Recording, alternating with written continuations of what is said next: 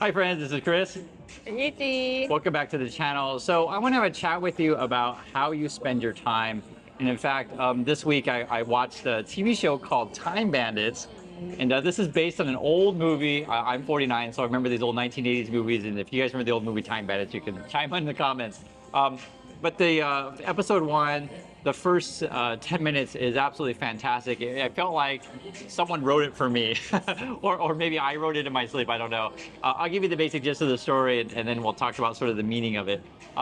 Basically, there's this kid, and he spends all his time studying. He learns about dinosaurs. He learns about history. He learns about ancient cultures, these kind of things. And he has all these like books and models in his room, right? And so it's his birthday, and his parents are like, "What do you want to do for your birthday?" And he's like, "I want to go to a historical site." And they're like, "Oh, well, what about Stonehenge?" Right? Because they live in England. He's like, "No, I want to go to this other one. I'm going to save Stonehenge for my next birthday." And so they go to this historical site, and it ends up just being like a whole bunch of like kind of stools in a way. I don't know if stool is the right word. We'll just say concrete, like, A stone? yeah, like stones. It was like, it's like Stonehenge. It's kind of, it's just, we'll just say stones, easy way to put it. And they get there, and the parents are like, "What are we supposed to do here? It's boring. This is a boring place." And the sister's complaining, "This is boring." And the kid's like, "Don't you know? This is how people map the stars. This is like, you know, like history." And they're just like, "Okay, are you done yet?" Right? And they want to go home. And they get home, and then the parents actually try to do the nice thing for the son. They bought him a phone for his birthday, right? So most kids would want a phone.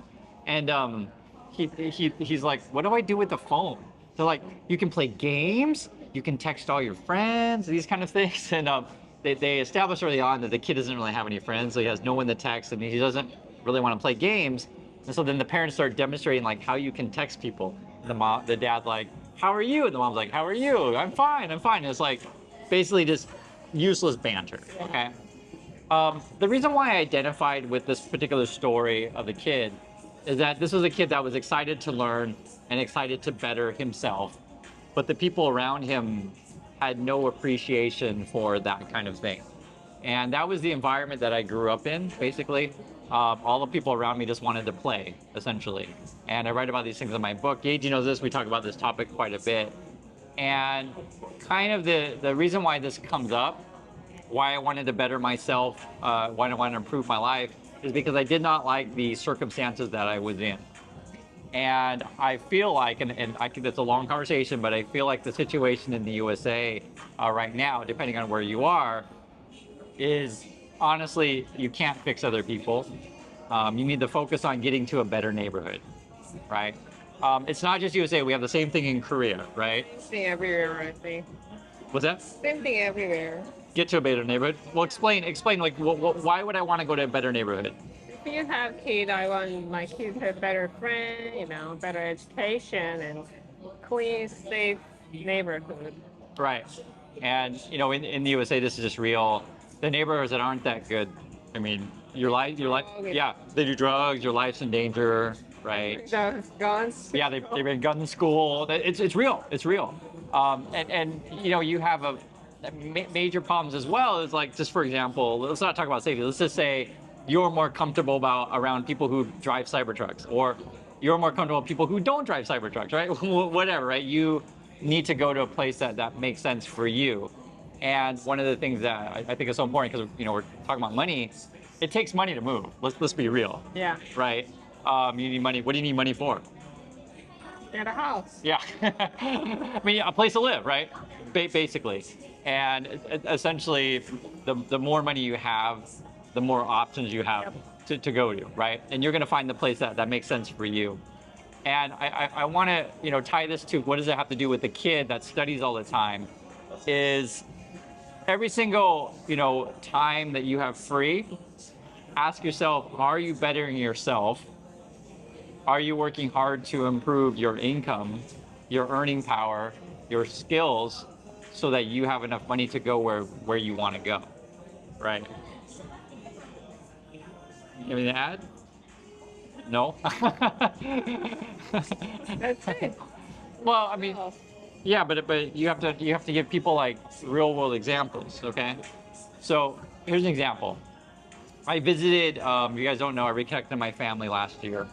and I visited one of my siblings, and this person like spends 2 to 3 hours every day talking on the phone.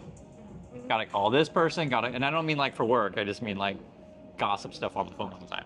Call this person, call this person, call this person, call this person, right? And what happens is that becomes a regular part of your habit, right? It's something that you do every day. I think that's not really unusual. It's not unusual. People I do, chat with my group chatting a lot. It's not unusual, but that's the point though. If you want to be average, you do what average people do, Yep. right? And sometimes people write in the comments, they're like, Chris, do you ever sleep? The answer is no. No, I don't. and it may seem really strange to people, when I went back to visit my family, and I haven't written about this in my books, I just haven't mentioned it, but like my mom, she's like, why don't you sleep?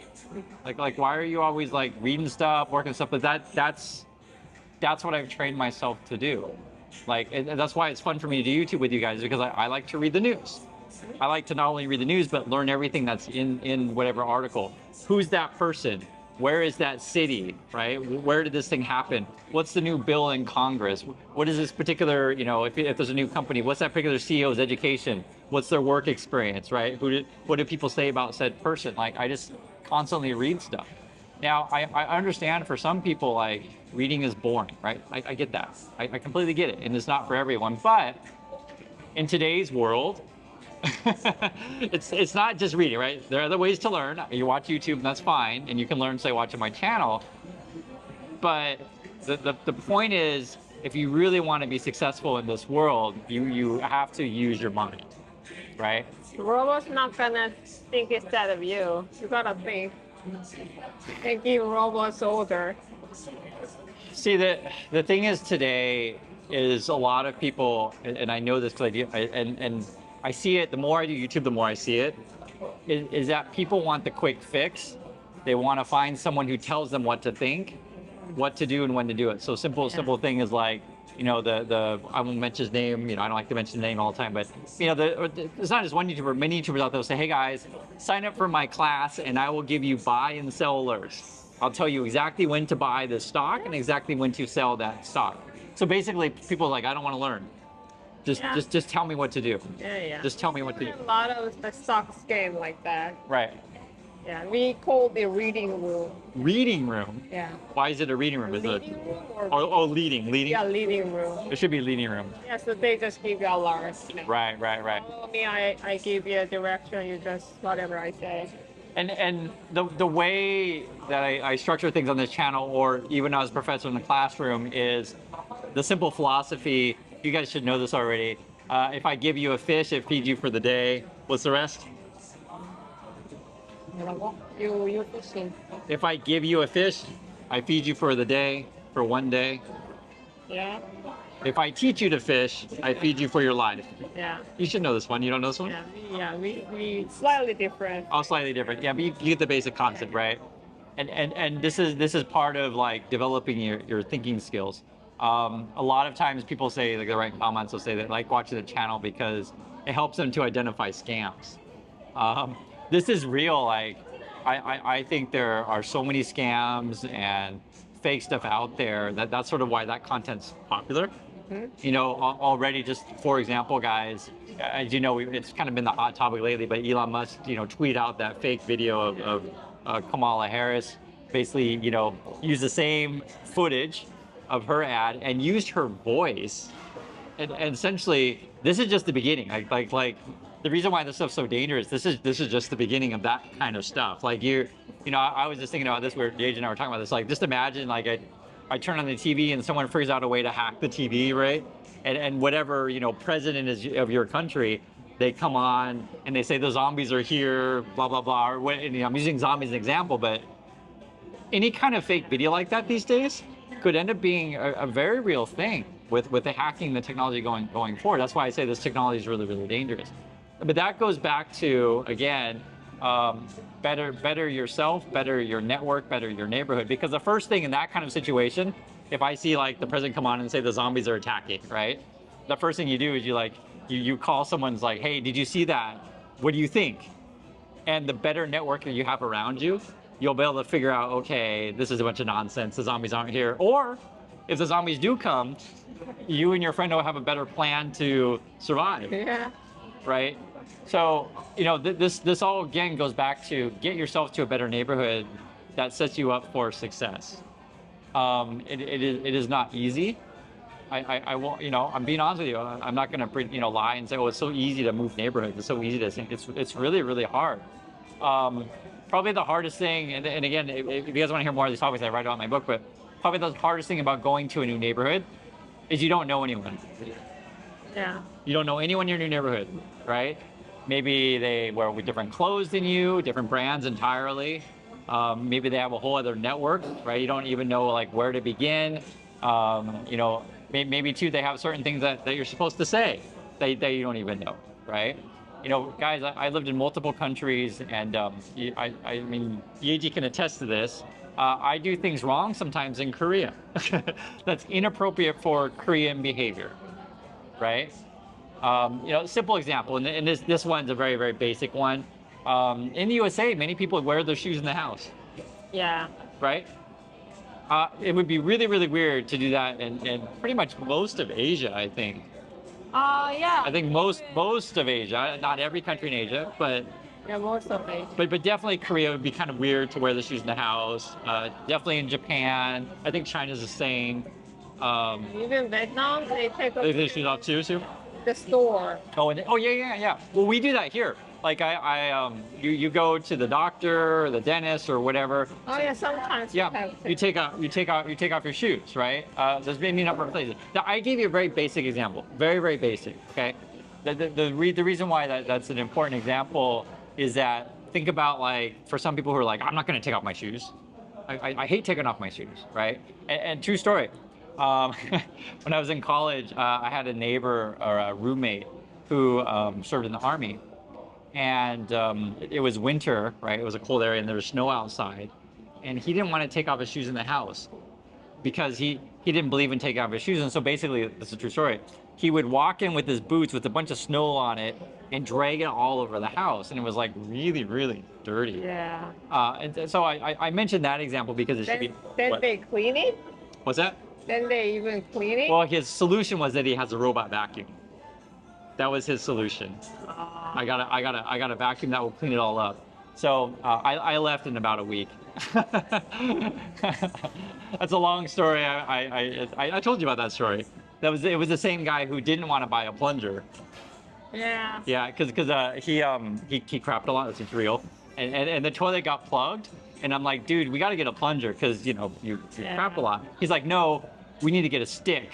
And so he goes outside, starts looking around in the forest area, and then looks for a stick. and then the other thing that's really funny, this all relates. Then he would always complain that he can't meet a nice girl. Always complain. He would say, the girls I meet, they all have kids already, and they're all divorced and stuff like that. But like the guy, I want you guys to understand, like some people, they can't see. Yeah. They can't see themselves. They can't see the things they need to change. I'm giving you like a really rough example, but there's a lot of people in the world like that. I gave you the toilet, the shoes. There's a lot of people like that are financially really, really irresponsible, right? They spend their money all day, every day. I always use a sports car example. It's a huge waste of money. But anyway, the point I'm trying to say is that you got to sometimes change your lifestyle. You need to focus on what's going to get you to that new neighborhood, and you need to spend all of your time doing it. If the things that you're doing in your free time aren't getting you to where you want to go, start thinking about how you spend your free time better. So anyway, I know I talk a long time on these things, but I'm very passionate about these issues, and I hope it's helpful for you to hear. So thanks for watching, everyone, and we'll catch you all next time. So bye. Bye.